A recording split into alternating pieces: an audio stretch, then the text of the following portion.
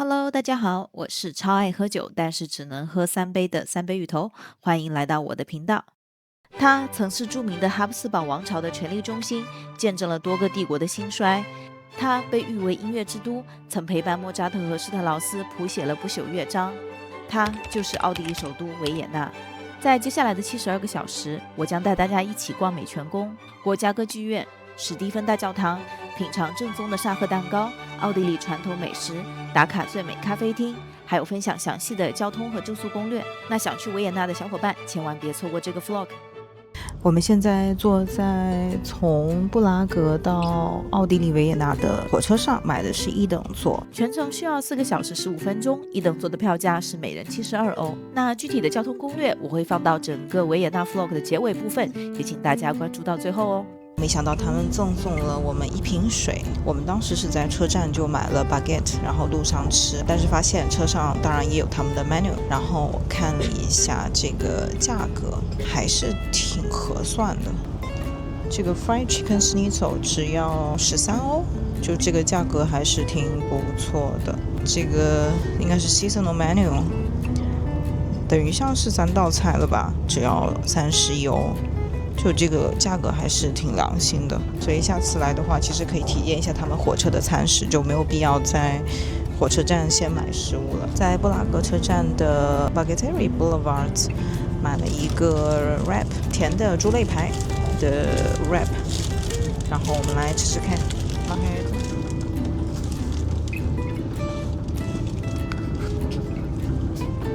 好吃。吃了2口，我发现其实还不错吃。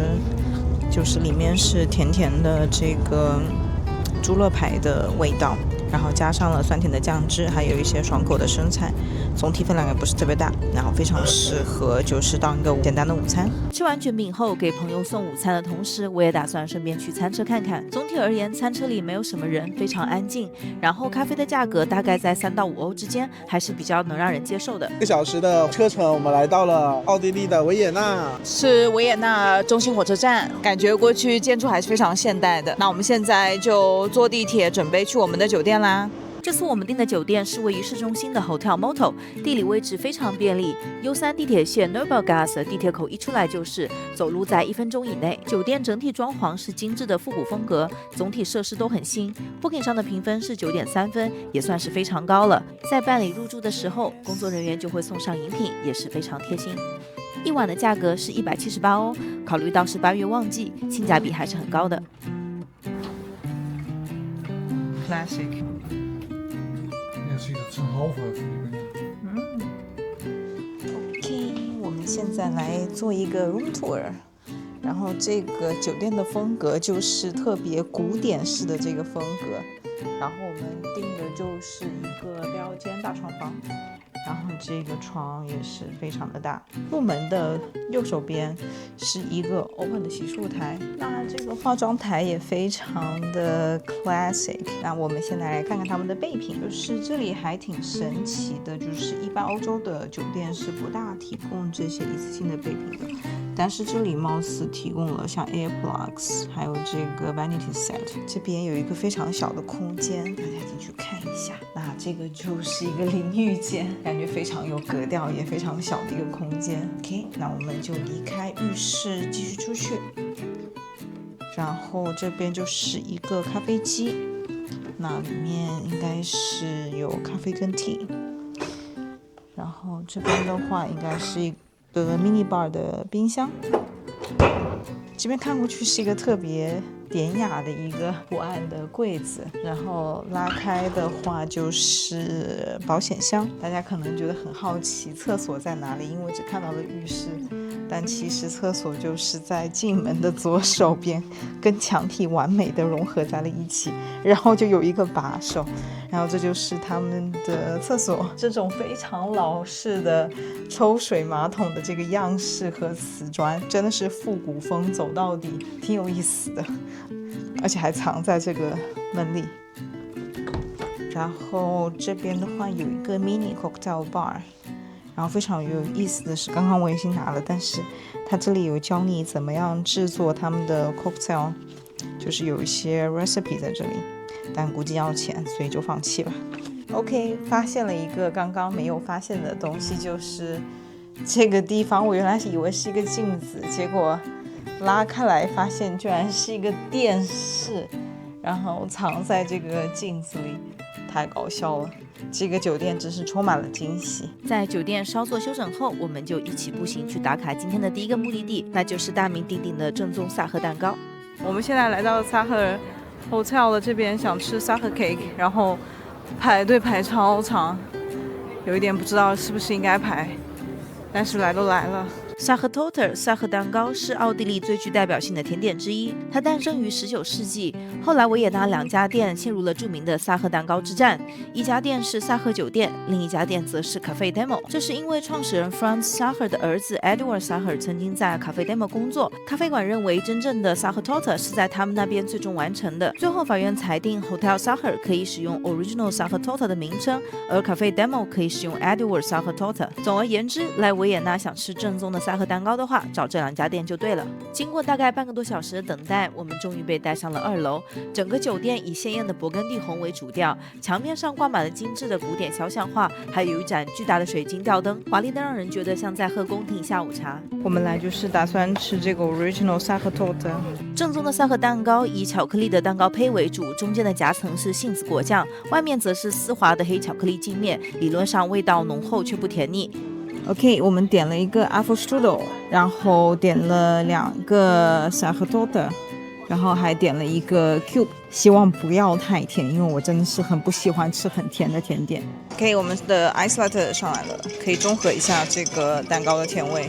尴尬了，刚刚拍了一段居然没有录上，我居然转换成 photo 模式，当做没有发生。再说一遍，来尝一下这个萨赫 torte 的 cube。我个人认为这个蛋糕的甜度我是能接受的，并且我是觉得好吃的。芋头你可能会觉得太甜，但我觉得偶尔吃吃还是很不错的体验。那我来吃一下这个 Apfelstrudel， 就他们的苹果派，类似是这样。这个苹果派的甜度我是比较能接受的，就是里面会带着苹果的酸，就很好中和了它的甜度。而且外层的酥皮也很好吃。那我来试一下这个萨赫 torte， 就是著名的萨赫蛋糕，它是有一个很厚的巧克力外皮，然后要搭配着 whipped cream 吃，就会中和一点它的甜度。它这个外皮不仅是巧克力，它里面还加了很多的糖，所以说这个表层是非常甜的，但是里面的这个巧克力戚风蛋糕，这个甜度是 OK 的，是可以接受的。但是我可能会觉得这个外皮有点超过我能接受的甜度了。但总体而言，我觉得如果单吃这个蛋糕本身的话是好吃的，还是值得来尝试一下。那最后我们4块蛋糕加4杯咖啡，一共花了73欧，大家觉得这个价格如何呢？从萨赫酒店出来，离晚饭还有1-2个小时，所以我们就打算先在市中心 City Walk 一下。维也纳的建筑风格给人的第一印象就是大气又优雅，建筑外墙常用浅米色、奶油白或者淡金色，配上巨大的窗户和雕像，呈现出一种维也纳独有的皇家气场，让人不禁联想到奥匈帝国时期的辉煌与荣光。这个是一个 Stadtpark， 就是 City Park 城市公园。我们是吃晚饭之前先来这里稍微逛一下 City Walk 一下。这是约翰斯特劳斯的雕塑，这个池塘也好好看呐，上面游了好多的小鸭子，还有很多落叶，但是水其实还蛮脏的。悠闲的鸭鸭。是的。哇，还有鸽子，看那边小朋友在喂鸭子。是的。然后很多市民在这里 picnic 啊，然后坐在草地上，还跳那个公园舞的，还有在这里跳广场舞的公园舞。不，它应该是那个 group exercise， 是在这边锻炼身体。看来这个全世界都一样，在公园里。在维也纳的第一顿晚餐是我一直都很想尝试的奥地利国菜清炖牛肉 Tafelspitz。Prosciutto 是一家连锁餐厅，可以说是维也纳最著名的 Tafelspitz 专门店。虽然游客很多，价格也不菲，但是被很多本地人认为是最正宗的餐厅。整体用餐环境很优雅，服务中规中矩。然后他就说是维也纳的 Francis Joseph， 他这个皇帝最喜欢的一道菜。然后他有介绍一些吃法，就是第一个是先喝汤，然后再把骨髓就是抹在面包上，然后加上盐和胡椒去吃。第3个当然就是享受它本身的一个清炖牛肉。OK，Cheers。突然发现他们的黄油居然是放在冰上的，还蛮神奇的。OK， 我们的前菜来啦，点了一个 beef carpaccio、ox carpaccio， 然后还有配了一个土豆，然后还有就是这个 mushroom， 牛肝菌是吗？哦，然后感觉很好吃的样子。好，那大家就开动吧。好奢侈的前菜啊，吃这个牛肝菌，来尝一下。好鲜美哦，好好吃。这真的好好吃。点的真不错。OK， 那我们来试一下这个 ox carpaccio， 超香。好吃。但这个我觉得不如这个好吃，这个真的好吃。牛肝菌真的超好吃，就有点贵了，30欧，但无所谓，来都来了。OK，Cheers， 我们是果汁军团。喝不，今天就那个消停一些，就是本来要喝酒的人，但是今天有点头痛，所以就不喝酒了。牛肉端上就可以闻到它的味道了。Så della viermal Nudeln. Yes. Für alle.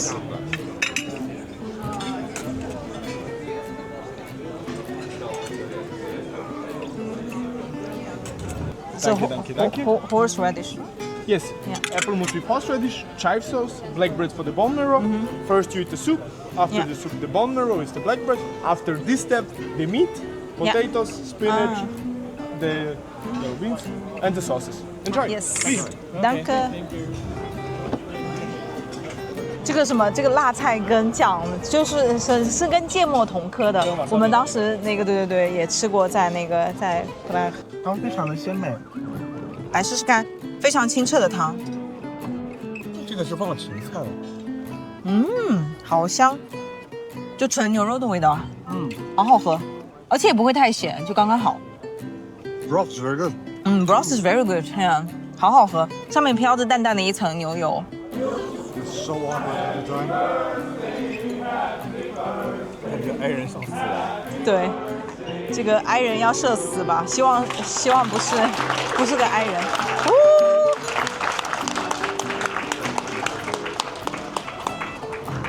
放多少人给了很多的情绪价值。Oh my god！Oh my god！ 好烫。OK， 好的，终于挖出来了。哇，这个充满这个脂肪的样子，真的好棒。好，我来试试看。直接放一个。天哪，骨髓充满了脂肪，我觉得上面应该是撒一点盐，或者可能会好吃一点，是不是？就是感受它这个骨髓的醇香嘛，就是纯的肉的这种香味。真的，好吃好吃。好，第3步就是吃它的肉啦，就是把这个肉从这个锅里给拿出来，超大一片肉，真的。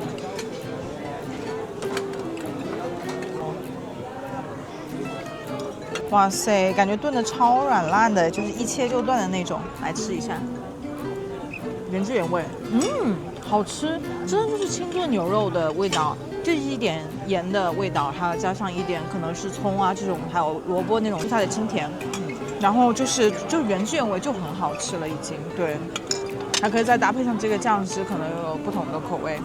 这么大一坨的辣菜根。好的，你试试。怎么样？好吃吗？你觉得？它闻起来很辣，但吃起来没有芥末就那么冲，而且还有点清甜的感觉。啊，是吗？是个清爽的酱料。真的，我本来都已经要直冲天灵盖，怎么样面部管理，就表情管理，但是没有那么辣。我知道。好的。OK， 我们的账单来了，我们4个人，然后2份前菜加4个 Duffel Spitz，然后一共是吃了299.2，刷卡机上还可以让你选择小费，最低的一档是8%，所以加上来大概是320欧左右。回酒店的路上刚好路过著名的圣斯蒂芬大教堂，而且惊喜的发现这么晚了教堂居然还开着门，所以我们就决定进去看看。一走进教堂，我们就被管风琴的声音直接震撼住了，音符旋律从天穹倾泻下来，加上暗黄色的灯光，整个教堂显得更加庄严肃穆。圣史蒂芬大教堂晚上开放式的管风琴表演，也让人瞬间明白为什么维也纳被称为音乐之都，音乐元素真的是无处不在。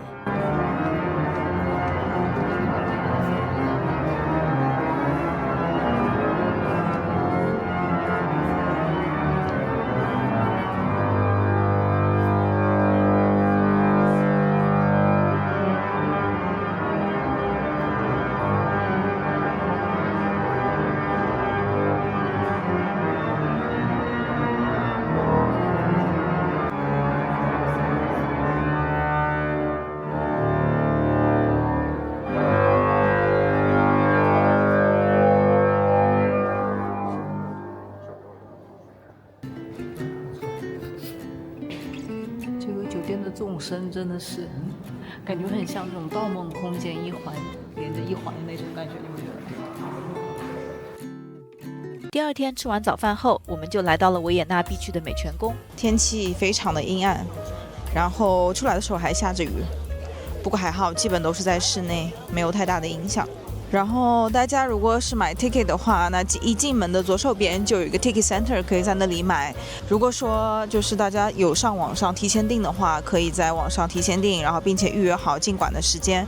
这样的话，就是有一个可能性，就是如果在这边临时买的话，就可能不能买到马上能进去的那个时段。然后我这次是在网上已经提前订好票了。那 entrance 就是大家正面王宫的左手边，那边就是 entrance。哦，这个马车是 garden tour， 就是游览它的花园用的。然后 adult 是15欧，然后小孩是10欧。其实价格还 OK 耶，没有特别的贵。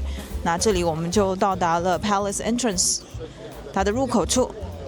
美泉宫始建于17世纪，这里曾是哈布斯堡王朝的夏宫，也被称为奥地利的凡尔赛，如今被联合国教科文组织列为世界文化遗产。皇宫本身是非常对称的巴洛克式建筑，主体采用了黑色和金色，这也是哈布斯堡家族的代表色。之所以叫美泉宫，传说是神圣罗马帝国的皇帝曾在这里一带休息，然后觉得这里泉水味道甜美，所以美泉成为这个地区的代称。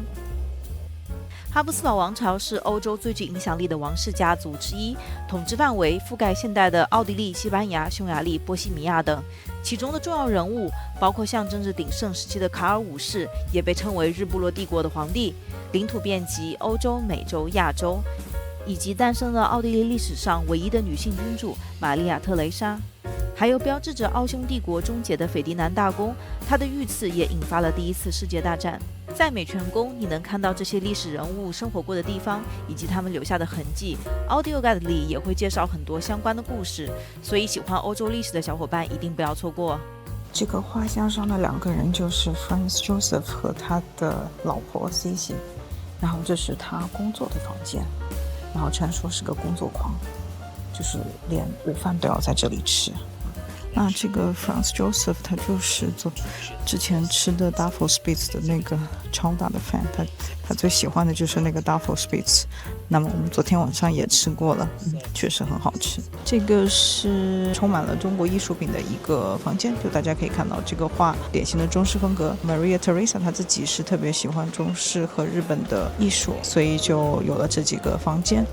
然后这个房间主要是用于会客啊、打牌啊之类的用途。这个是 Maria Theresa 的 State Bed， 看过去一点都不舒服，但是超级奢华。大家可以看到它的这个床都是用金线织的，就可以感觉到这有多奢华。逛完美泉宫出来之后，还有很大的花园要逛，所以我们决定先在咖啡厅吃午餐。我点了一份绿茶，然后他们3个点了维也纳咖啡。然后我们都点了一个小的 lunch， 我们的上的那个 lunch 来了，我点了一份 goat cheese salad， 然后他们3个男生都点了那个香肠配面包，然后因为晚上要去一个比较 traditional 的这个维也纳的一个小酒馆，然后准备那时候在点施尼丑吃，然后所以中午就先简单的吃一点垫垫肚子。OK， 那我们就开动啦。还不错，它就是典型的这个 Goat cheese 布里南酪，然后上面是弄了一些焦糖的感觉，下面就是非常清爽的沙拉，还蛮不错的。就不想吃太饱的可以吃这个沙拉，但无功无过吧，就一般。我是个诚实的博主。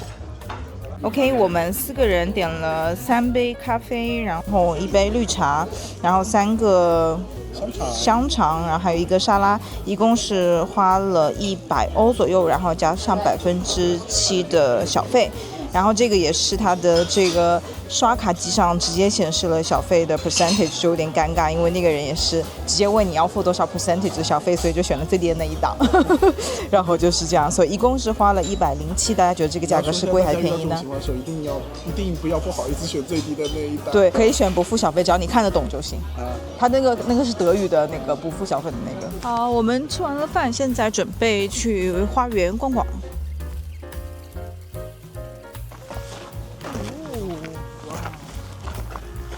OK， 我们现在在这里，然后准备去这个 garden 看一眼，大家就直接顺着这个路往前走就对了。美泉宫花园占地面积十分庞大，从精心修剪的林荫大道到精致的雕塑和喷泉，都展现出典型的巴洛克园林美学。漫步其中，仿佛一瞬间穿越到昔日哈布斯堡王室的日常生活当中。罗马时期的一个建筑，还有这个马车，这个马真的是非常的可爱。OK， 看了一下，这个是罗马遗迹，但这个是人造的 artificial 的。上面的解释是说到18世纪，因为随着这个罗马主义的一个兴起，所以就导致了有一个风潮，就是特别喜欢去创造这种人工的这种遗迹啊。这应该就是花园的一个中心区域，然后能看到这边有一个巨大的喷泉，上面好像是波塞冬。然后这个的话就是一个中心花园，正对的就是美泉宫。然后可以看到这个花坛真的非常的大，非常壮观。然后可惜今天是个阴天，如果是蓝天白云的话，应该会非常好看。可以现在就顺着 Poseidon 的这个喷泉往上走，然后准备到达这个花园的一个高点。顺着这条路一直往上走，就会抵达山丘上著名的凯旋门，能俯瞰整个宫殿的景色。OK， 我们现在到达了那个山坡的顶峰，然后这边就能够俯瞰整个美泉宫，然后还有它的 garden， 还是非常壮观的。然后背面就是整个维也纳的城市的风景，感觉这边的视野还是非常不错的。美泉宫花园尽头的凯旋门 Gloriette 和巴黎纪念战争胜利的凯旋门不同，它其实象征着的是哈布斯堡王朝的荣光。OK， 上来这边好像就是卖一些纪念品，然后对面是个 restaurants， 好像没有什么特别的。但是风景对，但就是风景很好。然后这个建筑物的对面好像是一个 lake， 对，一个池塘，蛮有意思的。这边是他们的这个迷宫。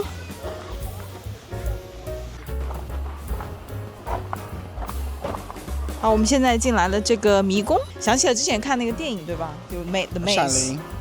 哈利波特与火焰杯。对，里面也有迷宫，对，是的。在那个 Hogwarts Legacy 的那个里边也是，那个游戏里面也是有很多这种迷宫。那我们现在进了迷宫里了。驯鹿是5级的，展览哥哥。吓死个人了！我的妈呀！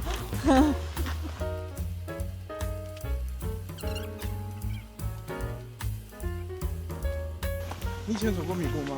没有，也是我第一次走。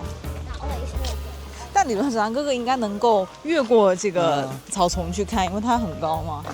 你看他现在开始作弊，越过这个迷宫去看，身高优势，笑死！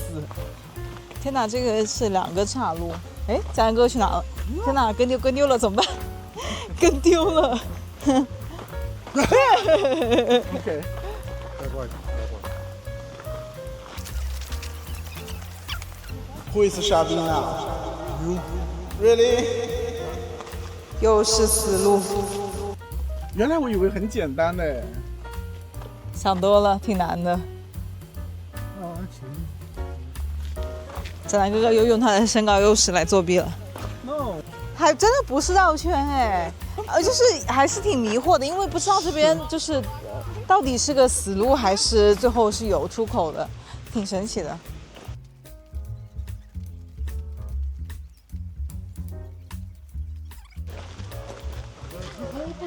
哦，OK， 哦，我们到终点了，这就是迷宫的终点了。没想到我们居然找得到这个终点，当时一直以为我们是在往回走。很兴奋。这个迷宫看上去还真的挺复杂的，现在可以看一下这个迷宫的全貌。对，这是我们刚才进来的入口。对。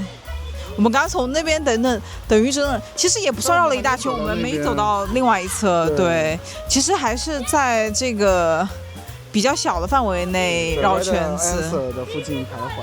对，挺好玩的。挺有意思的这个。突然感受到了《哈利波特》里面的那个乐趣。而且他们都会吓自己的同伴。对。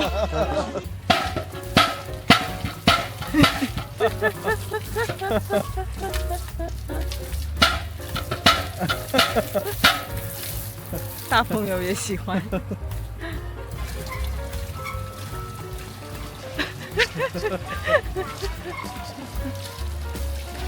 小南哥哥内心还是个孩子。谁不是孩子呢？天哪，要这样吗？我刚你讲的可以吗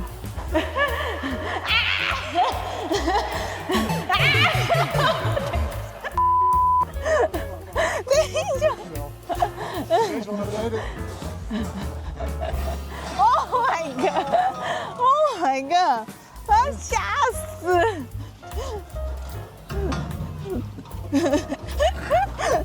为了涨粉也是拼了 ！Oh my god！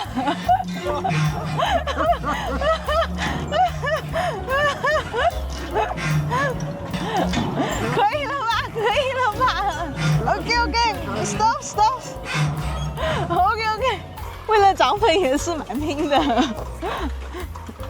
从美泉宫离开后，我们马上赶到了维也纳国家歌剧院。因为是暑期的原因，所以歌剧院没有表演。但是我在网上预约了一个 guided tour， 所以还是能看见歌剧院的内部。那 guided tour 的 entrance 就是在这边有一个喷泉的这个口，终于找到了这个 guided tour 的 entrance。那我们现在就进去吧。我们在家已经订好了 guided tour 的票，然后有几个语言的选项是英文、德语、意大利语和西班牙语，然后我们订的是英文的 tour， 那大家也可以网上就提前进行订票。它每个组要 control 有多少人，然后一共是30个人可以一个组。维也纳国家歌剧院是世界上最著名、最具影响力的歌剧院之一。歌剧院内部的装潢可以用金碧辉煌来形容。从售票厅进入主前厅，再沿中央楼梯往上，是最能体现歌剧院奢华感的部分。主楼梯上的天顶壁画是好运女神在散播她的恩赐。在楼梯上的3幅画分别以芭蕾、喜歌剧和悲歌剧为主题，表达了歌剧院所涵盖的艺术形式。这个是 Opera 的 Tea Room， 然后一般是不对外公开的，只有在 guided tour 和一些 ceremony 才会开放。然后左手边的木门是直接 connect to 的 main box， 直接到主舞台。这里是供皇室休息的地方。然后非常好笑的是，刚刚导游姐姐介绍说，你可以花800欧来租25分钟。之后，我们被带到了皇帝包厢，这里有最佳的视野，能看到整个舞台。这里导览小姐姐介绍，在1945年盟军空袭维也纳，导致歌剧院内部结构严重受损，尤其是舞台、观众厅以及后台都被炸毁，所以我们现在看到的主舞台都是战后重建的。重建中既保留了原有的新文艺复兴风格，也根据战后的条件做了一些现代化改造，例如舞台技术和安全设施的升级等。1955年，国家歌剧院又重新开放，举行了重建后的首次演出——莫扎特的《唐璜》。小姐姐还介绍说，主舞台有30米高，在主舞台的下面还有12米高的空间，这些空间主要是为了隐藏各种布景，还有舞台服装道具等。并且也解释说，7、8月歌剧院本身是没有表演的，但是可以租借给第三方使用。比如今晚就有莫扎特的音乐会。之前我们也注意到，在歌剧院外有很多卖莫扎特音乐会票的人，但是大家要注意哦，这个并不是歌剧院的正式演出。接下来，导览小姐姐就带我们来到了一个休息室 ，Intermission Hall 是专门为观众在歌剧或音乐会中中场休息所使用的空间。观众可以在这里喝点东西，吃点小点心，为下半场的演出做好准备。那这个 Suite Foyer 中场休息厅是最著名的中场休息厅之一，是原始歌剧院内部保存比较完整的空间之一，经历了2战炸毁后仍保持原貌。然后这边是一个莫扎特的雕像，这边都是作曲家的雕像，然后那边是贝多芬，大家可以看到，整个房间都是各个音乐家和作曲家的雕像。那么与之相对的就是 Marble Hall， 它是维也纳国家歌剧院2战重建后的空间，成为新的大型公共休息室和接待空间。大厅以13种不同产地的大理石铺设地面和墙面，象征着文化的重生与历史的延续。那伴随着地铁里悠扬的小提琴声，维也纳 Vlog 的上半部分也到达了尾声，也请大家继续关注下半部分哦。如果你喜欢这个视频，别忘了留言、点赞、加关注哦。我们下期视频再见。